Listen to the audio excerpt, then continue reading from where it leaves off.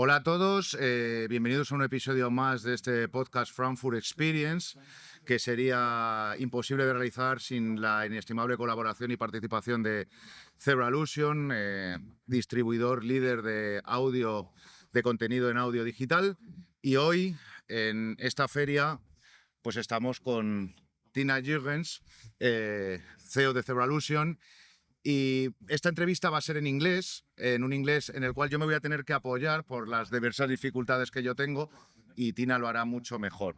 Welcome, Tina. Thank you for is here. The first question is about audio, of course. Why do you think is the right time for Spanish language publishers to think about producing audio format from their contents?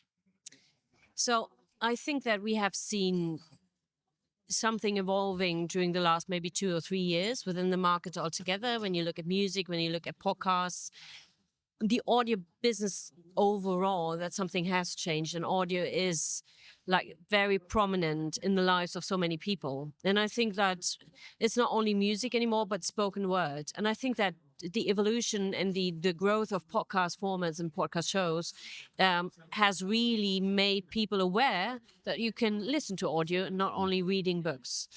And then I think we have seen that audio books and the business around it has grown so much in other territories. If you see what's happening in the UK and the US, but also in other European countries, I think it shows that there's really a use and people are looking for content to listen to. So you have users, you have listeners that really look for that on these platforms. And if you have a look at YouTube, for example, which is a very prominent platform, you will find lots of content that is basically coming from audiobook or from read book, so to speak. So this is where it's coming from. So now is the time that people are actually looking for that. So you better be there, and you have to be like on every platform they are using and looking for that content.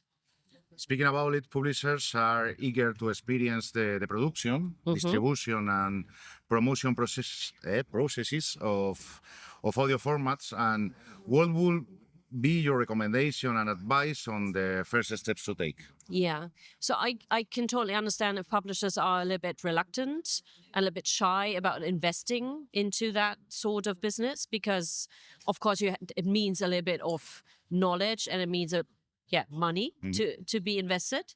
So you would be very careful how to do that. I would always suggest to work with partners like we are, because we help publishers, first of all, to choose the right content. Yeah. So because we have lots of experience, what kind of audiobooks are working, are very popular, will have a great listenership. So that's the first thing that you would do.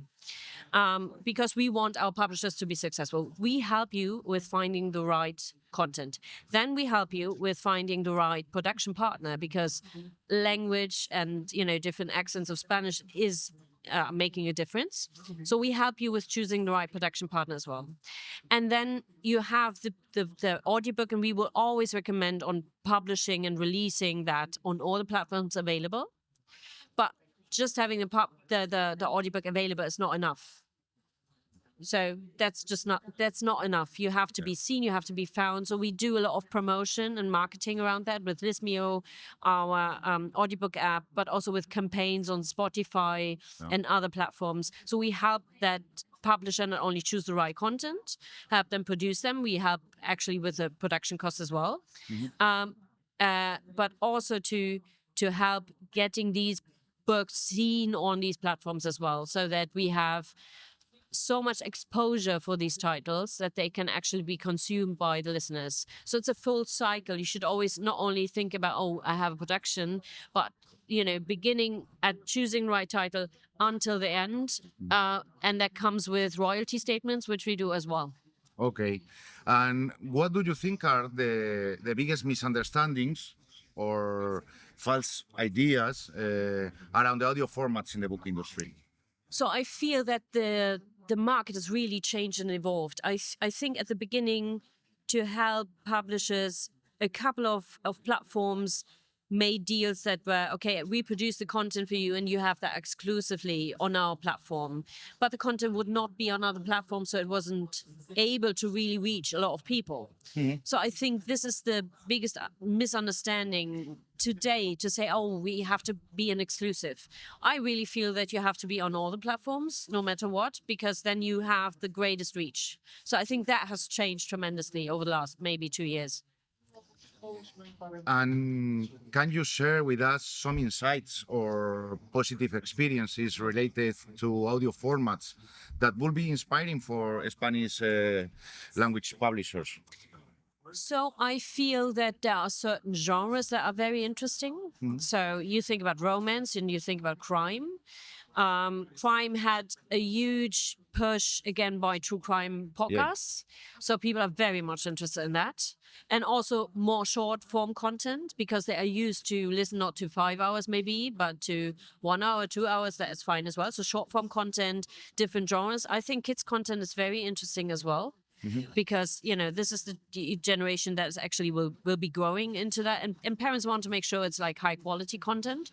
So kids love these platforms. They're used to that. So put the right content there for kids to listen to as well.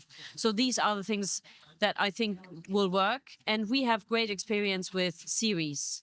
So serialized content is, I think, something that publishers should check their catalog for as well, because that actually works and gives a push to the catalog to be worked on these platforms as well.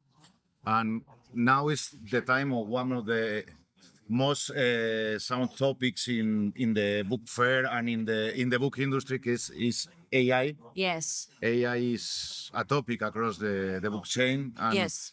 how do you think AI will be a game changer for audiobook markets?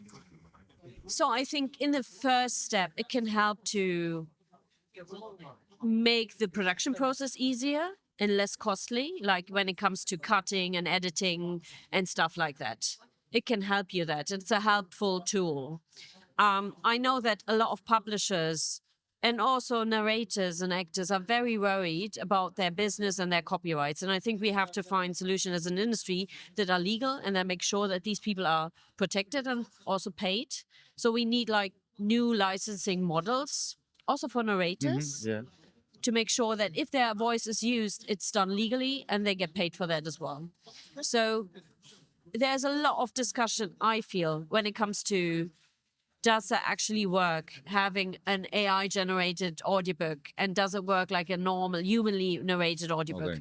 I think there are examples already that do work. I think it does depend on the content. If it's like high quality literature, the AI is not yet good enough to actually make a meaningful audio production out of it.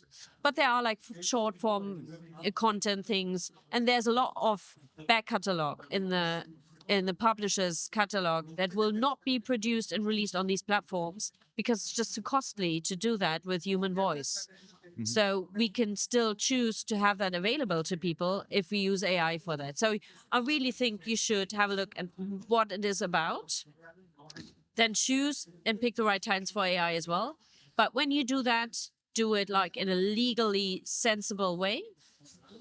Like make sure the AI is legally acquired, the authors and everything is protected, and then it can actually work.